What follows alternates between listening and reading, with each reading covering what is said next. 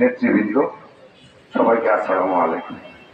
সময়ের স্বল্পতার জন্য সবাইকে আমি সম্বোধন করতে পারলাম না। যাই হোক, এখন হলো এই যে বিট পুলিশের কার্যক্রম, আমার আগে আমাদের থানার যিনি ভারপ্রাপ্ত কর্মকর্তা উনি ভালোভাবে বুঝিয়ে গিয়েছেন। পুলিশই জনতা, জনতাই পুলিশ। ওনাদেরকে সাহায্য করতে হবে। ওনাদেরকে সাহায্য করার জন্য আমরা যদি আইন নিজের হাতে তুলে নেই, এটা হবে মব।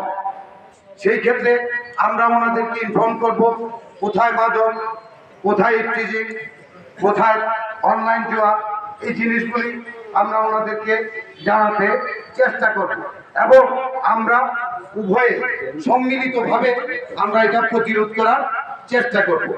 আপনারা হয়তো বা জানেন আমাদের মাননীয় এমপি মহোদয়, উনি কেন্দ্র আটপাড়ার এমপি। আসলে এখন আমি বলবো উনি কেন্দ্র আটপাড়ার এমপি নয়, উনি সমগ্র বাংলাদেশের এমপি।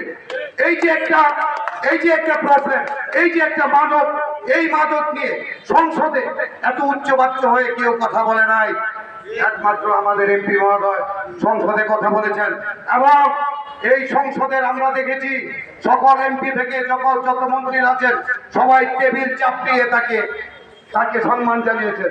যাই হোক, ওনাকে যেহেতু সম্মান জানিয়েছেন, আমাদের এলাকার গর্ব, আমরাও এই এলাকা থেকে পুলিশের সহযোগিতায় বিট পুলিশিং এর মাধ্যমে, কমিউনিটি পুলিশিং এর মাধ্যমে মাদক এবং এই সব সমস্যাকে উৎখাত করে ছাড়বো ইনশাল্লাহ। এই কামনা ব্যক্ত করে আমি আমার বক্তব্য শেষ করছি।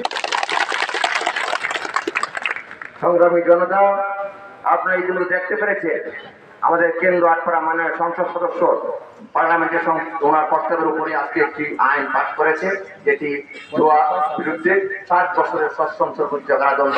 ওনার এই প্রস্তাবনা ছিল, এই রফিকুল মিনালি প্রস্তাবনার উপরে সেটা এসেছে। উনি বলেছিল যে মাদক এবং যারা জুয়া করে তারা জেলখানায় যায় আর চলে আসে, এই জন্য একটি আইনের প্রয়োজন।